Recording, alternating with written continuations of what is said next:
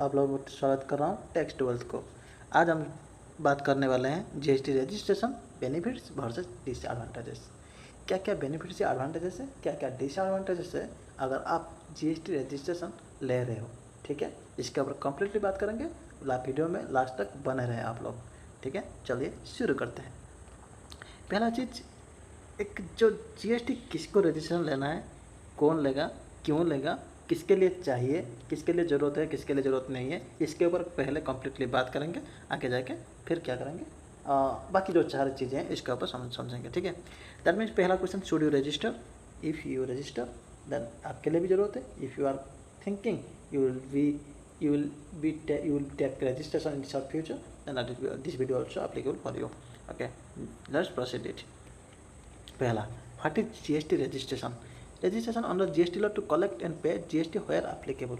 That means GST registration है एक GST का पोर्टल होता है जहाँ पे आपका बिजनेस को और एज ए इंडिविजुअल आपको रजिस्ट्रेशन लेना है, वहाँ पे अप्लाई करना है, आपको GST मिल जाएगा। वो उसके बेसिस पे आपको वेयर एवर एप्लीकेबल, जिस प्रोडक्ट के ऊपर जिस प्रोडक्ट के ऊपर जिस सर्विस के ऊपर GST लगता है उसके ऊपर आपको GST देना है। ठीक है, that means already pre decided है आपको किसके ऊपर GST देना है, किसके ऊपर GST नहीं देना है, as per the GST act 2017। ठीक है, तो ये होता है, ये हो गया आपका GST रजिस्ट्रेशन। ठीक है, इसके ऊपर रजिस्ट्रेशन आप लोगे तब GST पे करोगे। पहला बेनिफिट्स क्या क्या है? पहला बेनिफिट्स है input tax credit. Input tax credit क्या है, एक मिनट,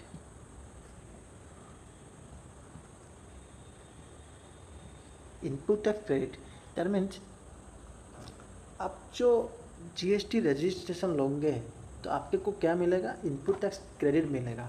इनपुट टैक्स क्रेडिट क्या होता है, मान लीजिए आप एक now you are a consumer, that means you are consuming some goods. Okay, that means already GST वो प्रोडक्ट के ऊपर एप्लीकेबल है, बट वो GST आपको अभी कौन बियर कर रहा है, आप बियर कर रहे हैं। वो GST आप पे कर रहे हैं गवर्नमेंट को। दैट मीन्स कस्टमर सब जहाँ से ले रहे हैं उनको पे कर रहे हैं। सपोज बिस्किट का पैकेट है 5 rupees, that means included GST cost, GST। ठीक है, दैट मीन्स आप 5 रुपीज़ के अंदर GST है, आप पे किए, किसको पे किया, दुकानदार को, और दुकानदार आके जाके किसको पे करेगा, गवर्नमेंट को पे कर देगा। तो ये आप पे कर रहे हैं ना। मान लीजिए वो GST अमाउंट, मान लीजिए वो GST अमाउंट क्या होगा, आपको मिल सकता है रिवर्स। कैसे रिवर्स मिल सकता है, अगर आप एक क्या है, आप अगर सप्लायर है, सॉरी एक मिनट, हाँ आप क्या है, अगर आप सप्लायर है, सप्लायर क्या होता है, दैट मीन्स आप बिजनेस कर रहे हैं। कैसे बिजनेस कर रहे हैं, सपोज आप एक दुकानदार हैं, हाँ आप एक दुकानदार हैं, क्या है, आप एक दुकानदार हैं, दैट मीन्स आप कुछ परचेज कर रहे हैं। सपोज आप कहीं से कुछ परचेज किए, उसके ऊपर GST लग गया, चार्ज हो गया। ठीक है, वो GST क्या करना है, आपको क्लेम करना है। कैसे क्लेम करना है, दैट मीन्स कैसे होता है GST काम करता है, यहाँ पे मैं आपको समझाता हूँ। ठीक है, क्या होता है, जब आप परचेज कर रहे हो वहाँ पे GST पे कर रहे हो, परचेज लिख दिया, यहाँ पे GST लिख दिया, परचेज के टाइम GST पे कर रहे हो।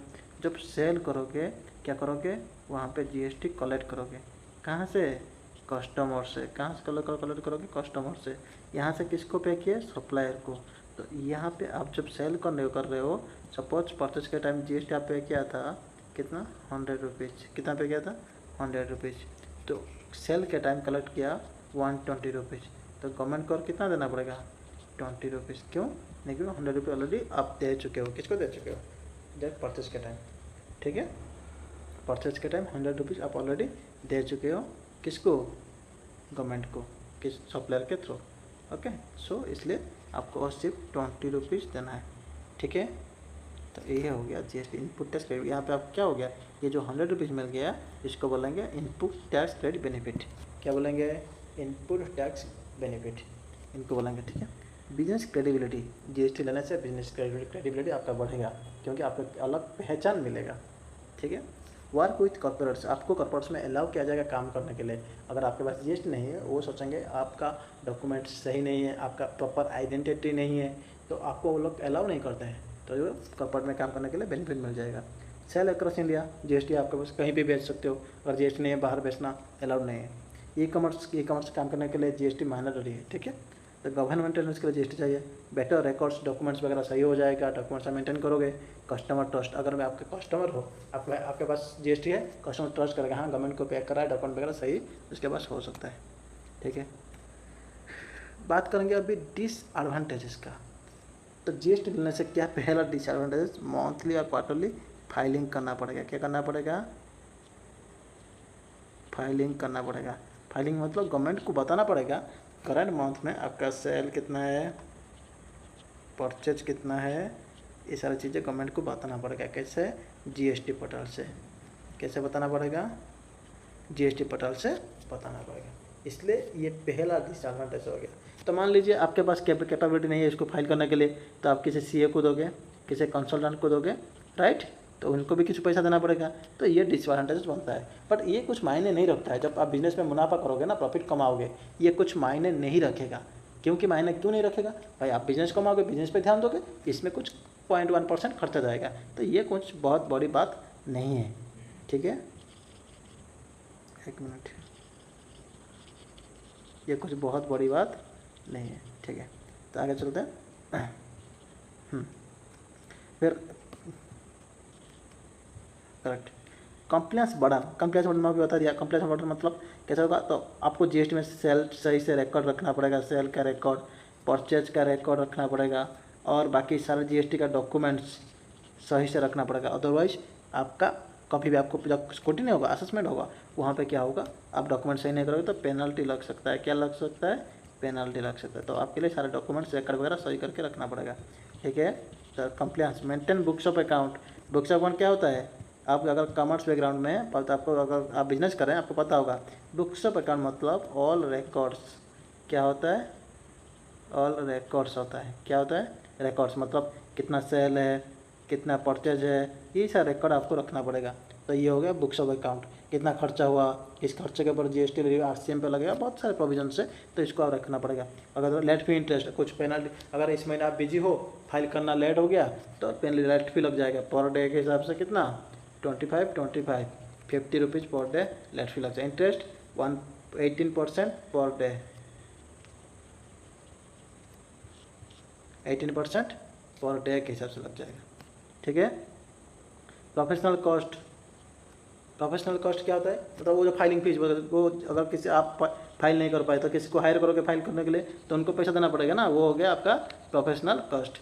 ठीक है, किसी से अगर सर्विस लोगे तो दैट मीन्स इसको बोलेंगे कंसल्टेंट। क्या बोलेंगे? कंसल्टेंट। ठीक है। कलेक्शन और डिपॉजिट कॉस्ट, डिपॉजिट जीएसटी मतलब सेल के टाइम जो जीएसटी कलेक्शन करोगे कहाँ से? कस्टमर से। कहाँ से? कस्टमर से।